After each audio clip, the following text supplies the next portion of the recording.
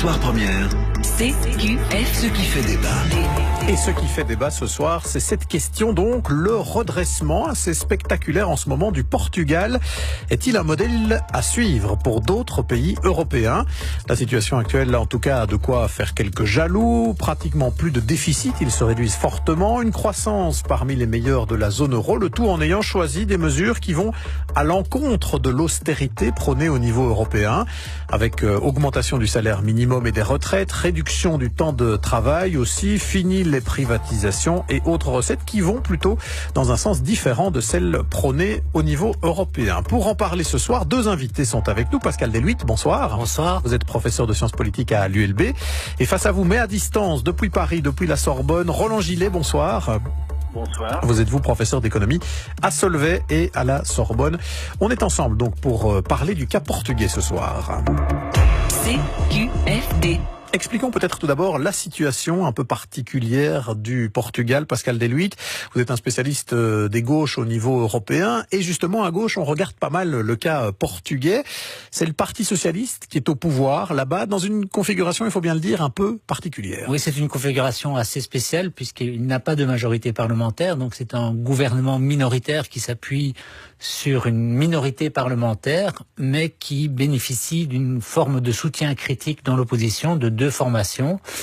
D'une part, le bloc de gauche, d'autre part, le Parti communiste portugais, qui sont deux formations à sa gauche, qui ont obtenu chacune entre 8 et 10% des voix, mais qui par ailleurs ont des regards très différents sur ce qu'il faudrait faire. Et de manière intéressante d'ailleurs, ce gouvernement a vu le jour sur la base de deux accords bilatéraux, mais pas un accord trilatéral. Donc le Parti socialiste a négocié avec un parti de gauche radicale, puis avec l'autre, voilà. Et le Parti socialiste de a mener un signé programme de un gouvernement accord avec le Parti communiste, un accord avec le bloc de gauche, mais il n'y a jamais eu de rencontre entre les représentants du Parti socialiste, du bloc de gauche et du Parti communiste. Et donc la tentative, c'est d'essayer, dans un cadre qui est quand même un cadre contraint, donc il y a nulle volonté de sortir de la zone euro, nulle volonté de mettre en cause les traités européens, mais en tout cas de sortir un peu de la logique du gouvernement précédent, c'est-à-dire à une résorption la plus rapide possible des déficits budgétaires à des prix sociaux très importants. Et donc, effectivement, le produit intérieur brut remonte un peu. Un certain nombre de mesures sociales ont été prises. Il reste pas moins, il faut le souligner, que la dette publique reste importante, 130% du produit intérieur brut. Mais néanmoins, ces efforts sont pour l'instant couronnés d'un relatif succès, dans un contexte difficile, mais d'un relatif succès. Juste pour faire une comparaison, c'est assez différent du cas grec, où là, on se souvient que Alexis Tsipras avait joué l'affrontement avec les institutions européennes en disant qu'il fallait renégocier les traités ou sortir. Ici, ils intègrent la logique européenne, mais dans les marges, ils essayent de mener une politique différente. Oui, je dirais qu'il y a deux grandes différences. La première, c'est que, contre leur gré parfois, mais il y a quand même une forme d'alliance des gauches radicales et du Parti socialiste, et le plus grand parti est le Parti socialiste. Et la deuxième, vous le soulignez, c'est qu'effectivement, on est dans une logique où M. Costa, le Premier ministre, essaie de négocier effectivement les marges, à la fois au Conseil européen, bien sûr, et avec la Commission européenne. Alors qu'en Grèce, d'une part, la gauche est très divisée, Syriza, le Parti communiste, le PASOK d'un côté, et d'autre part, effectivement, dans un premier temps, la logique a plutôt été une logique d'affrontement. Alors, Roland Gillet, votre regard économique, à vous, est-ce qu'on peut parler effectivement d'un redressement portugais, et est-ce qu'il s'explique, ce gouvernement, par ce dont on vient de parler, c'est-à-dire des mesures sociales qui vont un peu à l'encontre de ce qui est prôné au niveau européen, je le disais, augmentation du salaire minimum, augmentation des retraites, réduction du temps de travail aussi, en gros, faire une relance par la demande plutôt que par l'offre? Il y a deux choses qu'il faut dire. D'abord, le Portugal reste dans une situation problématique au niveau de son endettement, avec une dette qui est au-delà de 130% de son PIB. C'est un pays qui paye d'ailleurs relativement cher sur sa dette, même si les taux ont été revus partout à la baisse par les actions notamment de la Banque centrale. Mais néanmoins, c'est vrai que, et le FMI en premier l'a reconnu plusieurs fois, on avait certainement été trop fort dans l'austérité sur les pays du Sud, et d'ailleurs pas qu'au Portugal, en Espagne et en Grèce en particulier. Et donc aujourd'hui, d'avoir un gouvernement qui est celle d'allier la tenabilité et la soutenabilité de sa dette avec des mesures qui ont plutôt des effets positifs sur la relance de l'activité et le moral des troupes, donne certains résultats. Maintenant, il faut bien entendu voir que, et c'est vrai aussi pour l'Espagne, qu'en dehors des différents éléments qui ont été évoqués et des mesures qui ont été mises en place, il y a aussi toute une série de choses qui sont liées à des caractéristiques particulières, par exemple au Portugal et en Espagne, à savoir une activité touristique qui a vraiment battu des records et qui, bien entendu, a boosté également les résultats. Par contre, le climat, le moral, je vais dire, des travailleurs et le moral de l'économie portugaise, effectivement, suite aux mesures, montre que c'est important aussi pour développer de l'activité économique et que donc en allégeant un petit peu le poids de l'austérité, on peut obtenir au niveau collectif de bons résultats. Est-ce que pour résumer, Roland Gillet, vous nous dites ce soir qu'il y a une grosse partie de facteurs externes, notamment le tourisme, le fait aussi que c'était des pays qui étaient tombés assez bas à un moment donné dans la crise et qui repartent à la hausse aujourd'hui, et que quelque part ces mesures sociales, relèvement des salaires, alors il faut voir de quoi on parle, le salaire minimum au Portugal en net, je pense qu'on passe de 500 à 550 euros, on est très loin du salaire minimum belge, que ça c'est des mesures qui ont plus un impact finalement psychologique que vraiment économique? Tout à fait. C'est vraiment le moral des troupes qui va beaucoup mieux. Et réellement, je pense que, et on ne doit même pas parler de la Grèce, là on était arrivé à des niveaux qui étaient tout à fait d'austérité contre-productifs, qui en plus, plutôt que de tirer l'économie vers le haut, créait justement des restrictions d'activité et plongeait encore le peuple dans un moral qui l'amenait pratiquement à ne plus vouloir avancer, quelles que soient les propositions qui étaient sur la table. Donc je crois ici que le Portugal, avec sa manière de faire, et le gouvernement qui est en place pour le moment le montre bien, c'est beaucoup au niveau du moral de l'activité économique et des principaux acteurs qu'on a agi. Et de l'autre côté, on a su tirer vraiment au maximum les éléments qui provenaient notamment du secteur touristique et qui sont effectivement très bons. Vous avez aussi toute une série de gens, c'est pas eux qui sont, je vais dire, le déclenchement, mais qui apportent également un soutien à l'activité du Portugal, c'est tous les gens qui décident maintenant, il y en a de plus en plus, d'aller se domicilier là-bas dans leur vieux jour. Et c'est clair que c'est des gens qui ont des revenus et un pouvoir d'achat élevé. C'est marginal, vous allez me dire, mais ça montre quand même que d'aller vivre là-bas, on n'est pas dans une zone un peu comme l'est l'Andalousie à un moment donné dans la crise espagnole, où c'était tellement des malheureux et tellement à la limite dans certains quartiers dangereux que même des gens qui avaient des moyens ne voulaient plus y aller. Je pense que le Portugal a très bien tiré sur les enseignements de l'austérité à tout cran et aujourd'hui ils en bénéficient. Ils en bénéficient et attirent notamment effectivement dans le marché de l'immobilier qui lui aussi est en hausse comme il l'est d'ailleurs en Espagne. Pascal Deluit, réaction à ce que disait Roland Gillet. Oui, effectivement il y a une dimension psychologique qui est importante et qu'on connaît en Grèce. En Grèce, c'est la désespérance et l'attente d'une future réduction salariale ou d'une future réduction des pensions et donc ça affecte bien sûr le rendement. Après, il y a quand même eu une politique de la demande. Alors certes, elle est limitée, mais enfin, vous avez quand même une hausse de 10% du salaire minimum. Et vous l'avez souligné, une politique économique fondée sur, d'une part, des réorientations du tourisme en Europe, liées notamment aux nouvelles menaces terroristes, et un tourisme qui est pensé aussi un peu différemment qu'en Espagne, qui est en Espagne beaucoup fondé sur la logique de masse, alors qu'au Portugal, bien sûr, il y a des dimensions de masse, mais il y a un gros travail sur le tourisme dit culturel et qui est un tourisme important parce que certes ça amène moins de touristes mais qui dépense plus par personne qui participe. Il y a une montée en gamme en quelque sorte de cette économie portugaise, Roland Gillet, un choix plus qualitatif que simplement jouer la concurrence au niveau des salaires et des coûts du travail, ou bien on peut pas tirer cette conclusion-là? Mais c'était déjà le cas avant. Je crois que le Portugal, et notamment dans sa zone sud, en Algarve, est vraiment une zone où déjà ils essayaient d'attirer, je vais dire, des retraités, pas rien que des retraités d'ailleurs, mais beaucoup quand même de retraités de haut de gamme, avec un tourisme de qualité, avec un côté culturel qui était bien avancé, avec toute une série d'éléments qui attiraient déjà pas mal les gens. Alors au moment de la crise, ayant le grand voisin espagnol qui souffrait, évidemment le Portugal souffrait également parce que c'est évidemment un pays qui a beaucoup de relations avec l'Espagne. Donc maintenant de dire que l'Espagne allant mieux, parce qu'il faut aussi le dire, ce n'est pas que le Portugal, même si le degré n'est pas le même, mais les problèmes de départ n'étaient pas les mêmes non plus, va mieux, d'avoir un autre pays comme le Portugal qui lui s'adapte à la fois au contexte autour de lui, mais essaye d'attirer justement une clientèle tout à fait différente, c'est sûr que ça améliore la donne. Et je trouve également que ce qui a été dit par Pascal Delviste, et je rebondis sur ce qu'il a dit, c'est de dire des mesures structurelles, même si parfois en termes de montant sur le budget portugais, comme au niveau du salaire minimum, ce n'est pas des montants absolus élevés, en relatif, comme on part de très bas, c'est beaucoup, et ça va complètement en sens inverse de ce qui a été fait dans d'autres pays du Sud, et donc bien entendu que ça donne de l'espoir et donc un meilleur moral à tous les gens qui sont dans cette zone fragile, parce que vous doutez qu'avec 500 €, effectivement, on ne vit pas bien, alors qu'on a fait le contraire dans d'autres pays, que ce soit dans l'Italie du Sud ou en Grèce. Alors Roland Gillet, question, est-ce que c'est transposable? Parce que c'est la question qu'on pose ce soir. Est-ce que ici ça fonctionne parce que il y a notamment, vous le dites, un impact psychologique, une relance quand même de la demande parce que effectivement on monte simplement les salaires des gens, les allocations. Est-ce que c'est transposable dans d'autres pays comme par exemple la Belgique, ou bien est-ce que ça marche au Portugal parce que c'est un pays justement qui était tombé assez bas au moment de la crise, qui se relance et qui a par exemple des salaires effectivement très très bas par rapport aux nôtres? Ou bien est-ce qu'il y a des leçons à prendre en se disant redonner un petit peu du moral aux gens, redonner du salaire, du pouvoir d'achat en plus, ça peut fonctionner ailleurs en Europe?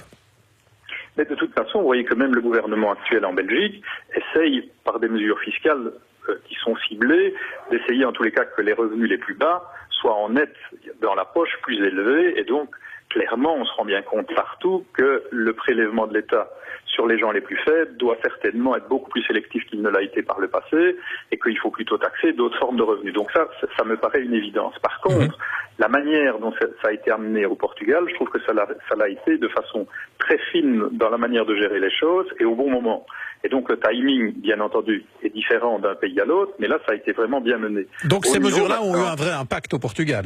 Bien entendu. Par contre, et vous l'avez très bien dit, en termes de concurrence, le Portugal partant vraiment très très bas, que vous augmentiez les salaires, et que ce soit pas le salaire minimum d'ailleurs, mais même d'autres salaires, de 5 à 10%, vous restez concurrentiel. En Belgique, pour toute une série de raisons, et je ne veux pas être caricatural parce que je veux dire, c'est vraiment quelque chose de particulier d'analyser les salaires et de les comparer avec à la fois le salaire et les lois sociales qui vont avec d'un pays à l'autre, mais clairement, en Belgique, on a atteint certains niveaux qui font qu'on a bien vu d'ailleurs par le passé que des non-indexations de salaires, puisqu'en Belgique les salaires sont indexés, c'était pour des raisons de compétitivité. Donc, et que là, les données ne sont pas évidemment les mêmes qu'au Portugal, avec des salaires beaucoup plus bas actuellement. Pascal Delviste, ça c'est pour la transposabilité économique. J'ai envie de vous poser la question de la transposabilité politique. On sait que les gauches européennes regardent ce qui se passe au Portugal de très près, notamment les partis sociaux-démocrates traditionnels, puisque là on a un parti socialiste qui est au pouvoir, qui a visiblement des résultats et qui parvient à avoir des résultats dans le carcan européen avec une politique qu'on peut qualifier de gauche, avec de la relance. Est-ce qu'il y a là des exemples politiques à suivre? En tout cas, il y a clairement dans le chef d'un certain nombre de partis socialistes des regards qui se fixent sur le Portugal, même des missions qui sont envoyées au Portugal, mais avec des effets parfois paradoxaux, parce qu'une partie de la famille socialiste ne partage pas notamment les 2 accords bilatéraux qui ont été noués avec les 2 partis de la gauche radicale. Et on a d'ailleurs le même paradoxe avec les partis de la gauche radicale, c'est que plusieurs d'entre eux sont très réticents par rapport à cette expérience, parce que bien sûr, on reste quand même dans un cadre limité et contraint, et que d'autre part, il y a aussi tout le rapport aux socialistes qui est compliqué, dans des pays comme la Grèce, même comme l'Espagne, l'idée, ou la France, l'idée c'est une logique de substitution à la famille socialiste. Ici, c'est quand même le Parti socialiste qui est le principal acteur, qui a pu nouer deux partenariats, et qui, par cette expérience, dans une certaine mesure, dément un certain nombre de choses que prétend la gauche radicale. Par exemple, on ne peut pas mener de politique de relance dans le cadre des traités européens ou dans le cadre de la zone euro. Le Portugal montre un peu l'inverse, donc ça met à mal des discours comme ceux de Jean-Luc Mélenchon, comme ceux du PTB en Belgique, comme ceux du Parti communiste grec, par exemple.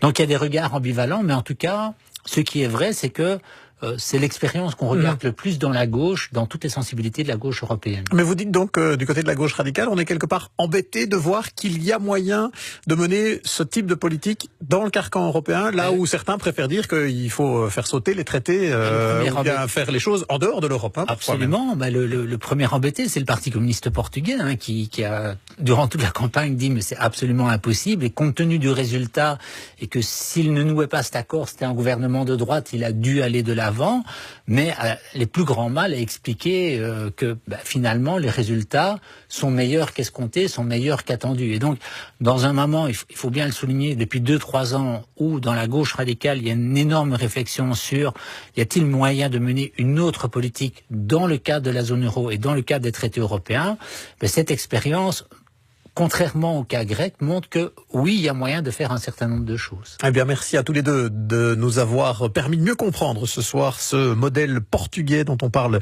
beaucoup en la gauche, pas seulement d'ailleurs, ce modèle de relance économique. Merci Pascal Deluitte, merci Roland Gillet qui était avec nous en direct par téléphone depuis Paris. On va poursuivre en musique pour aller jusqu'à notre page Grand Angle et on le fait ce soir avec Étienne Dao, Idéal. Et puis on va parler d'économie et d'Europe notamment encore justement dans notre page Grand Angle avec nos collègues journalistes qui nous rejoignent. Au-dessus des frontières, l'air est frais, éloigne les identités, top secret, nos amitiés dorées, colorées, on s'aime bleu, blanc, rouge et plus, si affinité. Échanger d'égal à égal,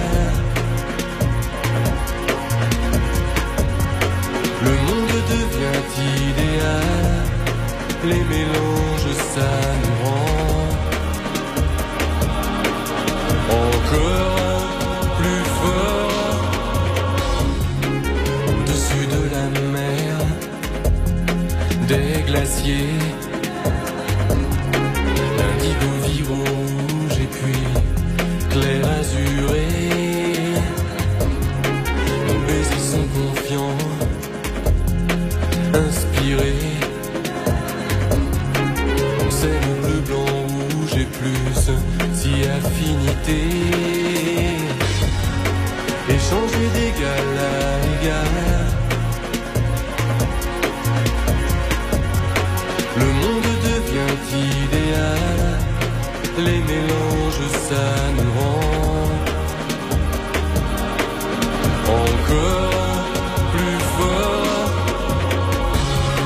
Regarde autour de toi, vois les masques tomber, et même si ces nouveaux échanges te sont étrangers, regarde autour de toi, vois les masques tomber. C'est sexy lorsque ce vieux monde tremble sur ses valeurs usées. Idéal avec Étienne Dao dans Soir Première dans un petit instant. Ce sera notre page Grand Angle. On va notamment se poser cette question. Verra-t-on un jour apparaître une taxe kilométrique en Belgique? On pose la question évidemment à l'occasion de la semaine de la mobilité. Soir Première, 17h30, 19h.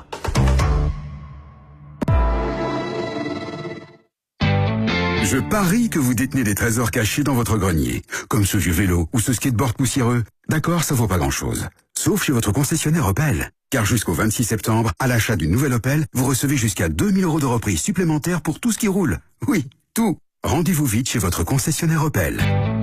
Opel. 1 mois de ménage gratuit. Ça vous dit? Devenez nouveau client Daoust titre service et recevez 1 mois de ménage gratuit. Inscription et conditions sur daoust.be. D-A-O-U-S-T. Passez 2. Maman, j'ouvre mon propre cabinet. Ah.